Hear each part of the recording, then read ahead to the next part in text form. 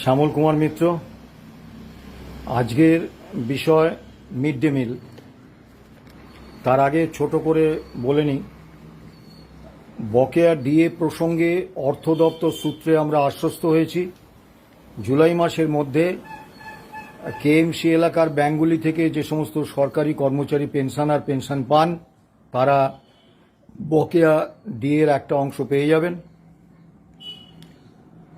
Grant in add, work charge কর্মী এবং daily rated কর্মীদের সম্পর্কে এখনো পর্যন্ত সুনির্দিষ্ট কোনো প্রতিশ্রুতি বা সুনির্দিষ্ট কোনো আশ্বাস আমরা পাইনি। এবারে আমরা চলে আসি মিড ডে মিলের প্রসঙ্গে। কংগ্রেস নেতৃত্বাধীন পূর্বতন ইউপিএ সরকার তারা একটা নতুন কনসেপ্ট সরকারে এনেছিলেন, সেটা হচ্ছে আইনিভাবে বলবৎযোগ্য কিছু অধিকার তারা বিভিন্ন প্রকল্পের মাধ্যমে মানুষকে দিয়েছিলেন, যেমন খাদ্য সুরক্ষা আইন, শিক্ষার অধিকার আইন, মিড ডে মিল, তথ্যের অধিকার আইন, অরণ্যের অধিকার আইন, মহাত্মা গান্ধী গ্রামীণ কর্মনিশ্চয়তা প্রকল্প, যা পরে শহরাঞ্চলেও বিস্তৃত হয়, ইত্যাদি বেশ কিছু এনেছিলেন। এগুলোর বৈশিষ্ট্য হচ্ছে যে এগুলো সম্ভাব্য উপভোক্তা বা উপভোক্তা আইনিভাবে অধিকারটা অর্জন করতে পারেন। অর্থাৎ রাষ্ট্র তাকে দিল না, চুপচাপ বসে রইল, তা নয়। তারা আদালতে মামলা করলে আদালত কিন্তু তাদের এই দিতে রাষ্ট্রকে বাধ্য করতে পারে। তো সেই রকমই একটা প্রকল্প হচ্ছে মিড ডে মিল। আমি সারা বিশ্বে এরকম কোনো এত বড় সামাজিক প্রকল্প দেখিনি যেখানে দুপুরের খাবারটা জাত, ধর্ম, বর্ণ নির্বিশেষে সমস্ত ছাত্রছাত্রীরা, তারা উচ্চ প্রাথমিক এবং উচ্চ প্রাথমিক স্তরের ছাত্রছাত্রীরা যারা ভবিষ্যতের নাগরিক হিসেবে তৈরি হচ্ছেন, তারা একসঙ্গে বসে দুপুরের খাবারটা খাচ্ছেন। এটা যে মানে পারস্পরিক ঐক্য, সংহতি এবং মানুষ হিসেবে নিজেদের প্রসারিত করার কত বড় উদ্যোগ, এটা বলে বোঝানো যাবে না। দ্বিতীয় যে বিষয়টা বলবো, যে রাজনীতিকরা শাসক দলের নেতৃত্বে আসেন, মুখ্যমন্ত্রী, অর্থমন্ত্রী হন বা প্রধানমন্ত্রী ইত্যাদি হন, তাদের মনে অবচেতনেই একটা ধারণা বাসা বাঁধে যে তারা সামাজিক প্রকল্পের মাধ্যমে বোধহয় মানুষকে কিছু দান করছেন, অনুকম্পা প্রদর্শন করছেন বা মানুষের উপকার করছেন, ইত্যাদি ইত্যাদি ইত্যাদি। বিষয়টা কিন্তু আদতেই তেমন নয়। গত এক দশকের সরকারি নীতিতে ভারতবর্ষের সবচেয়ে ধনী 10% মানুষ, তারা জাতীয় আয়ের 58% ভোগ করেন, জাতীয় সম্পদের 65% ভোগ করেন। কিন্তু এই সবচেয়ে ধনী 10% মানুষ, জিএসটিতে এদের অবদান হচ্ছে মাত্র 3%। হ্যাঁ, ঠিকই শুনেছেন, ইংরেজিতে 3, বাংলায় 3%। আর 50% সবচেয়ে গরিব মানুষ, তাদের জাতীয় আয়ের তারা ভাগ পান মাত্র 15%, জাতীয় সম্পদের মাত্র 3%। ঠিকই শুনেছেন, 3%, 3। আর জিএসটিতে এই 50% গরিব মানুষের অবদান হচ্ছে 64%। আমি এর আগে একাধিক সাক্ষাৎকারে এবং একাধিক সংবাদপত্রে নিবন্ধ লিখে দেখিয়েছি যে গত এক দশকে ভারতবর্ষের কর কাঠামোটাকে এমন জায়গায় নিয়ে পৌঁছিয়ে দেওয়া হয়েছে যে তাতে কার্যত এই 50% গরিব মানুষের টাকায়, করের টাকায় সরকার চলে এবং সরকার সেই টাকায় 10% সবচেয়ে ধনী মানুষকে সমৃদ্ধ থেকে আরও সমৃদ্ধ করেন। আপনারা ভাবলে অবাক হয়ে যাবেন, সবচেয়ে ধনী 1% মানুষের জাতীয় সম্পদের উপর মালিকানা হচ্ছে 40%। কাজেই কোনো সামাজিক প্রকল্পের মাধ্যমে মানুষকে কিছু টাকা বা কিছু সুযোগ সুবিধে দেওয়ার মাধ্যমে তারা আদৌ কোনো দান বা অনুকম্পা প্রদর্শন করেন না। যে বিপুল পরিমাণ টাকা এই 50% গরিব মানুষ প্রত্যক্ষ এবং পরোক্ষভাবে বাধ্যতামূলকভাবে রাজকোষে দেন, তার একটা অতি ক্ষুদ্র ভগ্নাংশ ওই সামাজিক প্রকল্পের মাধ্যমে তাদের ফিরিয়ে দেওয়া হয়। আরও বড় অংশ তাদের ফিরিয়ে দেওয়ার কথা সামাজিক ন্যায়ের দৃষ্টিভঙ্গি থেকে, কিন্তু সরকার সেই বিপুল অংশ 10% ধনীকে আরও ধনী করার কাজে ব্যয় করেন। কাজেই এটা তাদের প্রতি কোনো দয়া বা অনুকম্পা প্রদর্শন নয়। পূর্বতন সরকারের আমলে আমি বহু ভিডিও করেছি, বহু নিবন্ধ লিখেছি এবং সরকারের কাছে একের পর এক চিঠি দিয়েছি যে অঙ্গনওয়াড়ি মা ও শিশুদের সুষম পুষ্টিকর আহার দেওয়ার জন্য বরাদ্দ মা এবং শিশু প্রতি 6 টাকা 50 পয়সা। আইসিডিএসে 6 বছর পর্যন্ত শিশুদের পুষ্টিকর সুষম আহার দেওয়ার জন্য বরাদ্দ হচ্ছে শিশু প্রতি 8 টাকা। সরকারি হাসপাতালে 3 বেলা সুষম পুষ্টিকর আহার এবং 2 বেলা চা বিস্কুট দেওয়ার জন্য বরাদ্দ 56 টাকা 30 পয়সা। মিড ডে মিলে প্রাথমিকে বরাদ্দ 6 টাকা 78 পয়সা, উচ্চ প্রাথমিকে পড়ুয়া পিছু বরাদ্দ হচ্ছে 10 টাকা 17 পয়সা। এই বরাদ্দ বাড়ানোর জন্য আমি বারবার আবেদন করেছি, কিন্তু দুর্ভাগ্য আমাদের মতো তুচ্ছ মানুষের কথায় পূর্বতন সরকার কান দেননি। বর্তমান সরকার হাসপাতালের রুগী পিছু বরাদ্দ 100 টাকা করেছেন, ধন্যবাদ জানাই, কিন্তু অঙ্গনওয়াড়ি মা ও শিশুদের বরাদ্দ 6 টাকা 50 পয়সা থেকে 1 পয়সা বাড়াননি। আইসিডিএস কর্মীদের 6 বছর পর্যন্ত শিশুদের পুষ্টি প্রকল্পে শিশু প্রতি বরাদ্দ 8 টাকার 1 পয়সা বাড়াননি। সরকারের কর্তা ব্যক্তিরা নিশ্চয়ই এটা স্বীকার করবেন, সহমত হবেন যে বর্তমান উচ্চ দ্রব্যমূল্যের বাজারে এই 6 টাকা 50 পয়সা বা 8 টাকাতে কোনোভাবেই কোনো পুষ্টিকর সুষম আহার দেয়া সম্ভব হয় না। কাজেই এই বরাদ্দগুলো বাড়ানোর আবেদন রাখছি। এবারে আসুন mid day meal. Mid day মিলে প্রাথমিকে পড়ুয়া পিছু বরাদ্দ ছিল 6 টাকা 78 পয়সা, আর উচ্চ প্রাথমিকে পড়ুয়া পিছু বরাদ্দ ছিল 10 টাকা 17 পয়সা। সরকার বরাদ্দ 3 টাকা 22 পয়সা বাড়িয়ে 10 টাকা করেছেন প্রাথমিকে। উচ্চ প্রাথমিকে পড়ুয়া পিছু বরাদ্দ বেড়েছে কি না এ সম্পর্কে কোনো তথ্য কিন্তু আমি বাজেট প্রস্তাব থেকে পাইনি। এই 10 টাকা বরাদ্দে কি সত্যিই একজন পড়ুয়াকে, প্রথম থেকে অষ্টম শ্রেণী পর্যন্ত পাঠরত একজন পড়ুয়াকে পুষ্টিকর সুষম আহার দেয়া আদৌ সম্ভব বর্তমান এই উচ্চ দ্রব্যমূল্যের বাজারে? তারা, আমি সবিনয়ে প্রশ্ন করছি, মাননীয় মন্ত্রী, মাননীয় বিধায়করা তাদের বাড়ির সন্তান সন্ততিদের যে দুপুরের আহারটা দেন, সেই আহারটা কি 10 টাকা বরাদ্দে হয়? কাজেই এই বরাদ্দটা বর্তমান উচ্চ দ্রব্যমূল্যের বাজারে অন্তত পড়ুয়া পিছু 20 টাকা করুন, এটা আমার আবেদন। দ্বিতীয় বিষয় হচ্ছে 2024 সালে মিড ডে মিলে আওতাভুক্ত পড়ুয়া ছিলেন 1,13,44,146 জন। 1,13,44,146 জন, কিন্তু মিড ডে মিল নিয়েছিলেন 77,91,946 জন। 35,52,200 জন অর্থাৎ আওতাভুক্ত পড়ুয়া 30% মিড ডে মিল নেননি। এবার 2025-এর আওতাভুক্ত পড়ুয়াতে আসুন, 80,16,881 জন, অর্থাৎ 2024 সালের তুলনায় 33,27,265 জন কম। 2024-এর হিসেবটা দেখুন, 2024-এ মিড ডে মিল নেয়নি 35,52,200 জন, অর্থাৎ এই সংখ্যায় পড়ুয়া যে প্রাথমিক স্তর থেকে পড়াশোনা ছেড়ে স্কুল ছুট হয়ে গেছেন, এটা কিন্তু এই মিড ডে মিলের তথ্য বলে দিচ্ছে।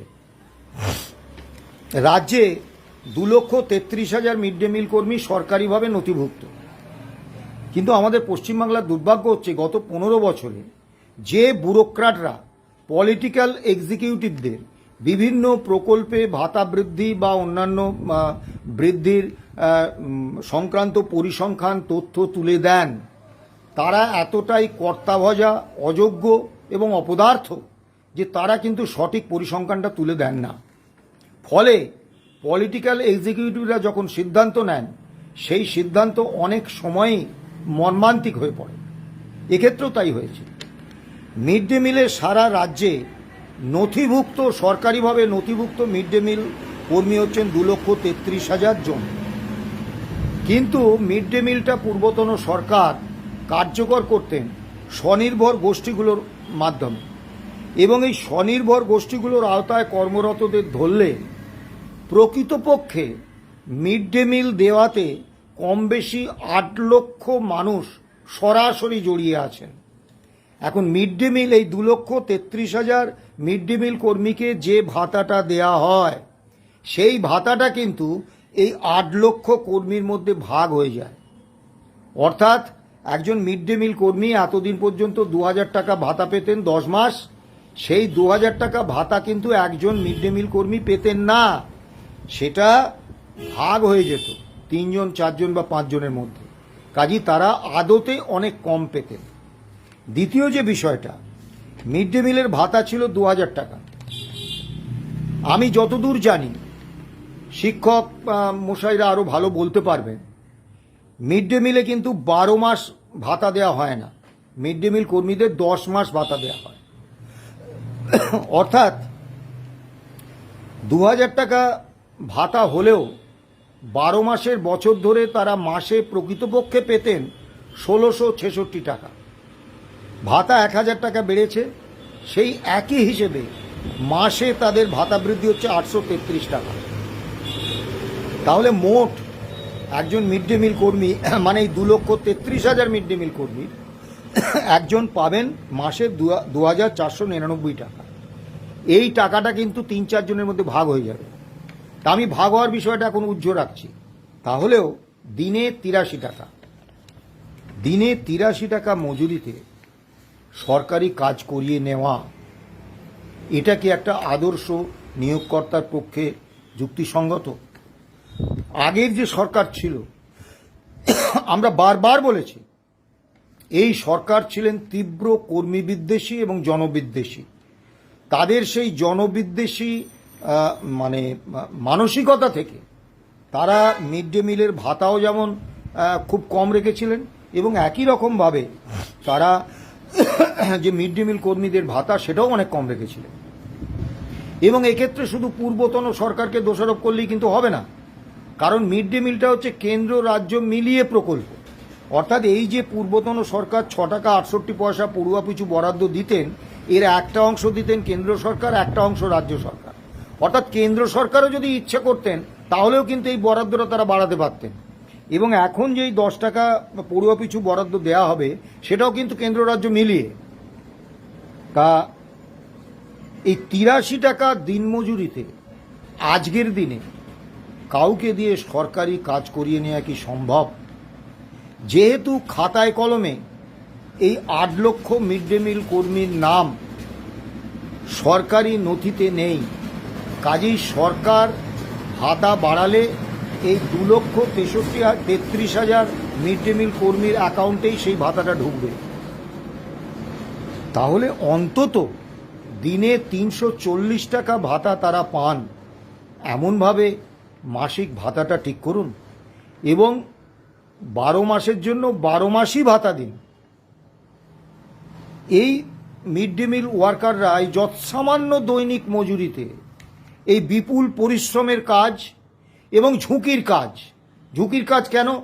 আমরা অতীতে বারবার দেখেছি যে বিভিন্ন রাজনৈতিক দল তারা হেউড় তুলেছেন, এই কম পুষ্টির খাবার দেওয়া হচ্ছে, খারাপ মানের খাবার দেওয়া হচ্ছে, এবং শিক্ষক মশাইদের সঙ্গে সঙ্গে মিড ডে মিল কর্মীরাও কিন্তু গণপ্রহারের সম্মুখীন হয়েছে। এখন মুশকিল হচ্ছে, পূর্বতন সরকারের আমলে এই 6 টাকা 78 পয়সা পড়ুয়া পিছু বরাদ্দ, বা বর্তমান সরকারের আমলে পড়ুয়া পিছু 10 টাকা বরাদ্দে কিন্তু ওই পড়ুয়াদের মিড ডে মিল দেয়া যাবে না।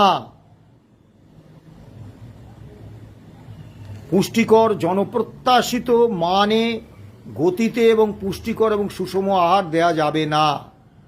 কিন্তু মানুষ খেপিয়ে দেব, আমি অভিভাবক অভিভাবকদের খেপিয়ে দেব, এবং মিড ডে মিল কর্মীরা শিক্ষক মশাইদের সঙ্গে সঙ্গে মার খাবেন, এইটা বছরের পর বছর চলতে পারে না।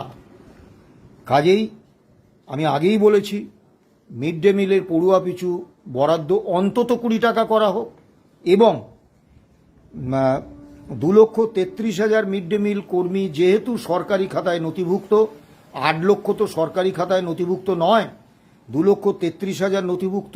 এদের অন্তত দৈনিক 340 টাকা মজুরির ভিত্তিতে মাসিক ভাতা স্থির করুন নতুন সরকার।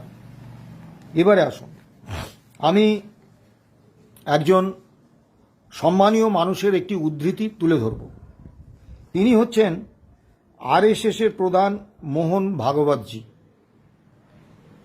গত 9 নভেম্বর 2025 বেঙ্গালুরুতে আরএসএসের শতবর্ষ উদযাপন সম্পর্কিত একটি অনুষ্ঠানে তার ভাষণে মোহন ভাগবতজি বললেন, সরকারি নীতিতে নিরামিষ খাদ্যাভ্যাস তুলে ধরা উচিত। তার জন্য সমাজে বড় পরিবর্তন দরকার, কারণ হিন্দু সমাজের 72% মাংস খান। এর তথ্যসূত্র কোথায়? 11 নভেম্বর 2025 আপনারা আনন্দবাজার পত্রিকাটা দেখুন। এই পত্রিকায় খুব বড়ভাবে এই মোহন ভাগবতজির এই উদ্ধৃতিটা বেরিয়েছে। আমি সবিনয়ে কয়েকটা কথা বলবো। নিশ্চয়ই মোহন ভাগবতজি অত্যন্ত বড় মাপের একজন ধর্মীয় নেতা। তা তিনি নিজে ব্যক্তিগতভাবে বা তার আরএসএসের কর্মীদের সম্পর্কে যে কোনো সিদ্ধান্ত তিনি নিতেই পারেন, যে তারা নিরামিষ খাবে না আমিষ খাবে, এই সিদ্ধান্ত তিনি নিতেই পারেন। কিন্তু তিনি কি সরকারকে এই পরামর্শ দিতে পারেন যে সরকার নিরামিষ খাদ্যাভ্যাস তুলে ধরবে তাদের নীতিতে? এবারে আসুন, মোহন ভাগবতজি একজন শ্রদ্ধেয় হিন্দু, এ ব্যাপারে আমার মনে কোনো বিতর্ক নেই। কিন্তু রামকৃষ্ণ দেব, স্বামী বিবেকানন্দ, এনারাও তো হিন্দু ছিলেন। রামকৃষ্ণ দেবের সেই বিখ্যাত উক্তি, তিনি সাধু সন্তদের বলছেন, তোরা নিরামিষ খাগে যা, তোরা ধ্যান করবি বা ভজন পূজন করবি, তোদের অত পুষ্টির দরকার নেই। কিন্তু নরেন আমার, সে দেশ বিদেশ ঘুরবে, তাকে অনেক পরিশ্রমের কাজ করতে হবে, ও মাছ মাংস খাবে। এই নরেনটাকে স্বামী বিবেকানন্দ। এবং স্বামী বিবেকানন্দ কখনো খাদ্যাভ্যাস নিয়ে কোনো সংকীর্ণতাকে প্রশ্রয় দেননি। তিনি আমিষ ভোজনের কোনো রকম বিরোধিতা কখনো করেননি, এবং নিজেও কিন্তু তিনি আমিষ খাবেন না এরকম কোনো পণ নেননি। তাহলে মোহন ভাগবতজি কি স্বামী বিবেকানন্দ? মাফ করবেন, মোহন ভাগবতজির প্রতি পূর্ণ সম্মান জানিয়ে বলছি, মোহন ভাগবতজি কি রামকৃষ্ণ বিবেকানন্দের থেকেও অনেক বড় মাপের হিন্দু? এখন দেখবেন একটা ফ্যাশন হয়েছে, যে কোনো বিষয় বলে আরে ওটা বেদে ছিল, বেদে আছে, গোদুগ্ধে সোনা পাওয়া যাবে, বেদে আছে। কিন্তু দেখবেন এই পণ্ডিত মানুষরা একবারের জন্যও বৈদিক যুগে হিন্দুদের কি খাদ্যাভ্যাস ছিল এইটা বলে না। বৈদিক যুগে কিন্তু হিন্দুদের যে খাদ্যাভ্যাস ছিল সেটা যদি তারা জনসমক্ষে বলতেন, তাহলে কিন্তু তাদের এই যে নিরামিষ খাবারের জন্য সরকারকে নীতি করতে হবে, এই ধরনের জ্ঞানগর্ভ বাণী দিতে পারতেন না। আমি কি খাবো, নিরামিষ খাবো না আমিষ খাবো, আমি কি পরব, এটা কেন সরকার ঠিক করে দেবে? এটা কেন রাষ্ট্র ঠিক করে দেবে? এটা তো আমার অধিকার। এবারে আসুন, 2009 সালে কর্ণাটকে তখন বিজেপি সরকার প্রথম এই ইসকনকে মিড ডে মিলের দায়িত্ব দেওয়া হয়। এখন মজার ব্যাপার হচ্ছে, নামে ইসকনকে দিলেও দায়িত্বটা পান ইসকনের নিয়ন্ত্রণে থাকা অক্ষয় পাত্র ফাউন্ডেশন। পূর্বতন সরকারের আমলে একটা দুর্নীতির বিষয়ে আমি বারবার তুলে ধরেছি, বর্তমান সরকারের কাছেও সেই দুর্নীতির তদন্ত দাবি করেছি। সেটা কি?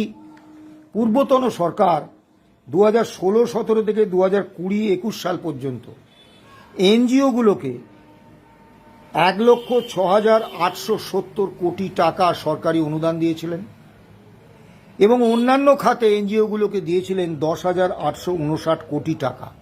মোট 1,17,676 কোটি টাকা। তা আমি বারবার বলেছিলাম, আজও বলছি, এনজিওগুলো পূর্বতন সরকারের আমলে শাসক দলের নেতা, মন্ত্রী, বিধায়ক, সাংসদরা তার সর্বোচ্চ পদে ছিলেন, তারাই চালাতেন। এবং সরকারি নিয়ম অনুসারে কোনো এনজিওকে কত টাকা সরকার দিচ্ছেন তার কোনো সিএজি অডিট হয় না, তার রাজ্য সরকার তার কোনো অডিট করতে পারেন না, এবং রাজ্য সরকার সেই এনজিও থেকে জানতে চাইতে পারেন না যে কোন খাতে সংশ্লিষ্ট এনজিও এই টাকাটা খরচ করেছে। তারা জনস্বার্থে খরচ করেছে, কোনো ইনফ্রাস্ট্রাকচার তৈরি করেছে, না মদ গাঁজা জুয়ায় এই টাকাটা উড়িয়ে দিয়ে, এইটা জানার অধিকারও কিন্তু রাজ্য সরকারের নেই। আমি আজও অত্যন্ত দর্থহীন ভাষায় বলছি, এনজিওর বকলমে এই 1,17,676 কোটি টাকা পূর্বতন রাজ্য সরকার তৎকালীন শাসক দলের নেতা, মন্ত্রী, এমএলএ, এমপিদের পকেটে ঢুকিয়ে দিয়েছিলেন। এর পূর্ণ তদন্ত হওয়া দরকার।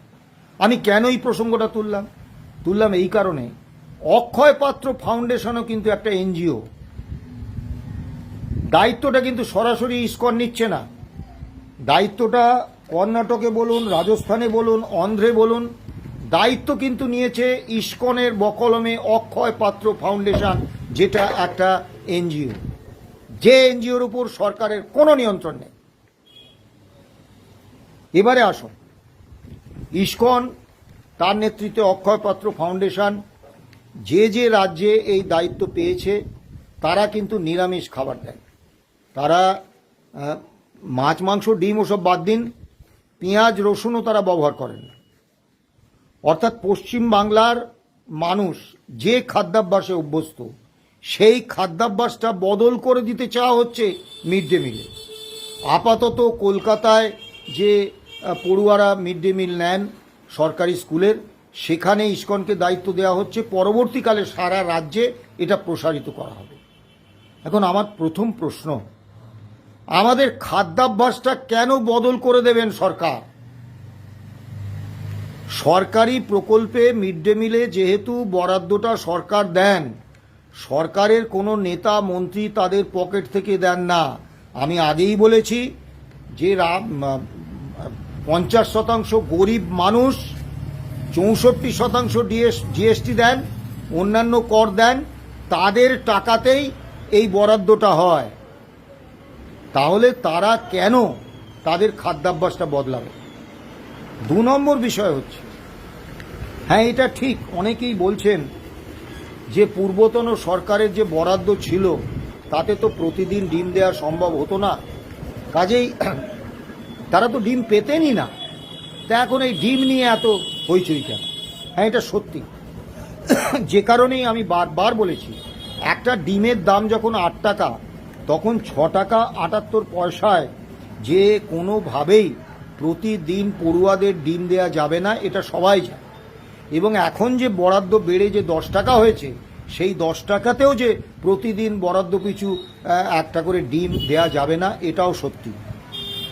কিন্তু মুশকিলটা হচ্ছে, ডিমটা একটা সহজপাচ্য প্রোটিন। ডিমে 13 গ্রাম প্রোটিন আছে, ক্যালোরি আছে 74 কিলো ক্যালোরি। বিশেষ পুষ্টিগুণ হচ্ছে vitamin B12, vitamin D, choline, selenium. এটাকে কমপ্লিট প্রোটিন বলা হয়, তার কারণ এতে শরীরের অত্যন্ত প্রয়োজনীয় 9টি অ্যামিনো অ্যাসিড আছে। এর বায়োলজিক্যাল ভ্যালু অত্যন্ত বেশি, কারণ অত্যন্ত সহজে শরীর এই ডিমের পুষ্টিটাকে আত্তীকরণ করে নিতে পারে। অনেক প্রোটিন আছে যেগুলো শরীর আত্তীকরণ করতে অনেক সময় নেয়, দীর্ঘ সময় নেয়, অনেকটা পারেও না, এরকম প্রোটিনও আছে। ডিমের কুসুমে যে কোলিন আছে সেটা মস্তিষ্ক এবং স্নায়ুতন্ত্রের জন্য অত্যন্ত গুরুত্বপূর্ণ। আমি একবারও বলছি না ইসকন যে রাজমা বা সোয়াবিন দেয় তাতে পুষ্টিগুণ নেই, কিন্তু প্রশ্ন হচ্ছে যে পশ্চিমবাংলার মানুষ হিসেবে আমরা রাজমাতে অভ্যস্ত নই। আর সোয়াবিন যতই পুষ্টিকর হোক, পেঁয়াজ, রসুন এবং সামান্য পরিমাণ তেলে ওই সোয়াবিনের যে রান্নাটা হবে, সোয়াবিনের ঘ্যাঁট, এটা মাননীয় মন্ত্রী, বিধায়করা তারা কি তাদের বাড়ির ছেলে মেয়েদের দুপুরের আহারে দেবেন? যদি নিরামিষ আহারটা এতই প্রয়োজনীয় হয় তাহলে প্রথম লোকসভা, রাজ্যসভার ক্যান্টিনে, বিধানসভার ক্যান্টিনে এটা চালু করুন এবং আপনারা বলুন যে আপনারা কেউ আমিষ খাবার খাবেন না, আপনারা নিরামিষ খাবার খাবেন। আমার খাদ্যাভ্যাস একটা ধর্মীয় প্রতিষ্ঠানকে এই দায়িত্ব দিয়ে দেওয়া হবে বলে আমার খাদ্যাভ্যাসটা বদলে ফেলতে হবে? এটা হয় না। এবং পরীক্ষামূলকভাবে কলকাতায় আপনারা 4,000 কলকাতায় এটা চালু করেছেন পড়ুয়াদের ক্ষেত্রে, তা দরকার নেই, ওটা একটু স্থগিত রাখুন না। পরীক্ষামূলকভাবে বিধানসভার ক্যান্টিন, লোকসভার ক্যান্টিন, বিধানসভা তো আপনাদের, লোকসভা তো আপনাদের আওতাভুক্ত নয়, বিধানসভার ক্যান্টিন, এমএলএ হোস্টেল এবং আপনাদের বাড়িতে নিরামিষ খাবারের শুরুটা করুন। তো 1 মাস আপনারা নিরামিষ খাবার খান, মাছ, মাংস, ডিম, পেঁয়াজ, রসুন কিচ্ছু খাবেন না। মিড ডে মিলে যে সামান্য তেল দিয়ে রান্না হয় সেভাবে রান্না করুন, করে মানুষকে দেখান, তারপরে পড়ুয়াদের দিন। আসলে সমস্যা হচ্ছে সরকারি স্কুলে তো পড়তে আসে গরিব গুবরো নিম্নবিত্ত পরিবারের সন্তান, তাদেরকে মিড ডে মিলের নামে যা হোক একটা ঘ্যাট দিয়ে দিলেই হবে। এই মানসিকতা থেকে আপনারা সরে আসুন। ইসকনকে কেন দায়িত্ব দেবেন? তারা কি কোনো ক্যাটারিং কোম্পানি নাকি? তারা একটা ধর্মীয় প্রতিষ্ঠান। এবার ইসকন কি সারা ভারতবর্ষে ধরুন বন্যার ত্রাণ, ভূমিকম্পের পরে পুনর্গঠন, বা কোনো সমাজসেবামূলক কাজ, বা কোনো মানুষের আর্থসামাজিক উত্তরণের কাজ তারা করেছে, এরকম কোনো উদাহরণ আছে নাকি? তারা একটা ধর্মীয় প্রতিষ্ঠান। কেন সরকারি প্রকল্পে তাদের টেনে আনা হবে? এবং কেন পড়ুয়াদের খাদ্যাভ্যাসটা বদল করতে বলা হবে? আমি আশা করেছিলাম যে শিক্ষক সমাজ থেকে বিভিন্ন শিক্ষক সংগঠন এবং অভিভাবকরা তারা তীব্র প্রতিবাদ করবেন, কিন্তু একটা জিনিস বুঝে গেছি, পশ্চিমবাংলায় গত 15 বছরের প্রতিবাদহীনতার জমানা, এই প্রতিবাদহীনতাটাকে মানুষের রন্ধ্রে রন্ধ্রে ঢুকিয়ে দিয়েছে। কাজেই প্রতিবাদ বোধহয় হবে না। এবং এই ইসকনকে দেওয়ার ফলে এই যে 2,33,000 মিড ডে মিল কর্মী সরাসরি সরকারি নথিভুক্ত কর্মী হিসেবে কাজ করছেন, তাদের কাজটা যাবে। 8 লক্ষ যে স্বনির্ভর গোষ্ঠী কর্মী পরোক্ষভাবে সরকারি খাতায় নথিভুক্ত না থেকেও এই প্রকল্পে যুক্ত ছিলেন, তারা যে সামান্য পয়সাটা পাচ্ছেন সেটাও যাবে। কাউকে আপনি নতুন করে কোনো কর্মসংস্থানের দিশা দেখাতে পারছেন না।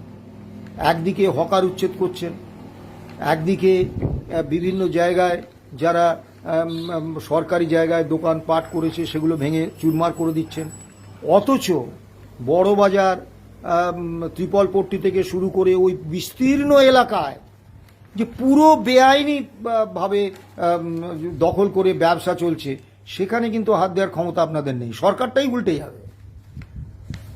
আপনারা পেটে লাথি মারছেন গরিব মানুষের। কেন? আমি 2009 থেকে 2020 পর্যন্ত বিভিন্ন তথ্য আছে যে কর্ণাটক, অন্ধ্রপ্রদেশ, রাজস্থানে কিভাবে ইসকনের বকলমে অক্ষয় পাত্র ফাউন্ডেশন এই মিড ডে মিল প্রকল্প নিয়ে ব্যাপক দুর্নীতি, অনিয়ম করেছে। আমি তার বিস্তারিত বর্ণনায় যাচ্ছি না। একাধিক সংবাদপত্রে তা প্রকাশিত হয়েছে এবং দি নিউজ মিট পত্রিকায় একটা বিরাট প্রতিবেদন বেরিয়েছিল, যেটা আমাদের কার্যত নাড়িয়ে দিয়েছিল যে কিভাবে মিড ডে মিল প্রকল্পের সরকারি টাকা ইসকন কর্তৃপক্ষ অক্ষয় পাত্র ফাউন্ডেশনের বকলমে অন্য খাতে সরিয়ে নিচ্ছে। আমাদের স্তম্ভিত করে তুলেছিল। আমি এ বিষয়ে বিস্তারিত আর যাচ্ছি না, কিন্তু একটা বিষয় বলবো যে আজকের বাজারে মাত্র মিড ডে মিলে 1,000 টাকা করে মিড ডে মিল ওয়ার্কারদের ভাতা বাড়ানোর পরেও তাদের দৈনিক মজুরি হচ্ছে 83 টাকা। এবং এই 83 টাকা দৈনিক মজুরিটাও কিন্তু ভাগ হবে 2 জন, 3 জন বা 4 জনের মধ্যে। কারণ কাজটা করে স্বনির্ভর গোষ্ঠীভুক্ত কর্মীরা। এক একটা স্কুলে এক একটা স্বনির্ভর গোষ্ঠীকে দায়িত্ব দেওয়া হয়েছে। তার কোনোটাতে 4 জন আছেন, কোনোটাতে 5 জন আছেন, কোনোটাতে 3 জন আছেন, ওই সরকারি খাতায় নথিভুক্ত মিড ডে মিল কর্মী যে মজুরিটা পাচ্ছেন সেই মজুরিটা তাদের মধ্যে ভাগ হয়ে যাচ্ছে, অর্থাৎ প্রকৃতভাবে 83 টাকাটাও পাচ্ছেন না। তাহলে পশ্চিম বাংলার আর্থ সামাজিক অবস্থাটা কোন পাতালে নেমেছে যে এই মাত্রই যৎসামান্য মজুরির জন্য তারা করছেন, তারা এই কাজটা করতে আসছেন একটা স্বপ্ন নিয়ে যে সরকারি কাজ করছি, সরকার আদর্শ নিয়োগকর্তা, একদিন না একদিন আমার মজুরিটা বাড়বে, সম্মানজনক মজুরি পাব। সরকারের কাছে সবিনয় আবেদন করব, দয়া করে ইসকনকে দায়িত্ব দিয়ে সরাসরি 2,33,000 মিড ডে মিল কর্মীর পেটে লাথি মারবেন না। ইসকন কোনো ক্যাটারিং সংস্থা নয়, ইসকন একটা ধর্মীয় প্রতিষ্ঠান। সরকারি কাজে ধর্মনিরপেক্ষ রাষ্ট্রে কোনো ধর্মীয় প্রতিষ্ঠানের অংশগ্রহণ সংবিধান বিরোধী। দ্বিতীয়ত, আমাদের খাদ্যাভ্যাসে পরিবর্তনের কোনো রকম প্রয়াস নেবেন না। আমরা আমিষ খাবো না নিরামিষ খাবো সেটা আমাদের ঠিক করতে দিন। মোহন ভাগবতজি নিজেই বলেছেন 72% হিন্দু তারা মাংস খান। তাহলে 72% হিন্দু যে খাদ্যাভ্যাসে অভ্যস্ত, আপনি কে যে সেই খাদ্যাভ্যাস পরিবর্তন করতে বলবেন? সরকারের কাছে আমার আবেদন থাকবে, 1 নম্বর, যে মিড ডে মিলে পড়ুয়া পিছু বরাদ্দ অন্তত 20 টাকা করুন। 2 নম্বর, এই 2,33,000 সরকারি খাতায় নথিভুক্ত মিড ডে মিল ওয়ার্কারের অন্তত দৈনিক 340 টাকা মজুরির ভিত্তিতে মাসিক ভাতা স্থির করুন। 3 নম্বর, ইসকনকে এই দায়িত্ব থেকে সরিয়ে স্বনির্ভর গোষ্ঠীগুলো যেভাবে এই প্রকল্প চালাচ্ছিল উপযুক্ত নজরদারিতে সেই প্রকল্প চালান। সরকার মানুষের, এবং আপনি বারবার বলেছেন এই সরকারটা কোনো দলের নয়, পশ্চিমবঙ্গ সরকার মানুষের সরকার। সেই কনসেপ্ট থেকেই আপনার কাছে আমার করজোড়ে আবেদন, আপনি দয়া করে এই 3টি বিষয় ভেবে দেখবেন এবং অবশ্যই মিড ডে মিলে পড়ুয়া পিছু বরাদ্দ 20 টাকা করবেন। মিড ডে মিলে ঠিক যেভাবে হাসপাতালের বরাদ্দ আপনি 100 টাকা করেছেন, আমরা অভিনন্দন জানিয়েছি। মিড ডে মিল ওয়ার্কারদের অন্তত দৈনিক 340 টাকা মজুরি আপনি নিশ্চিত করবেন। আর ইসকনের মতো ধর্মীয় প্রতিষ্ঠানকে মিড ডে মিল পরিচালনার দায়িত্বে আনবেন না। যেভাবে স্বনির্ভর গোষ্ঠীগুলো এই দায়িত্ব পালন করছিল উপযুক্ত নজরদারির মধ্যে সেটাই করতে দিন। ভালো থাকবেন, সুস্থ থাকবেন, নমস্কার।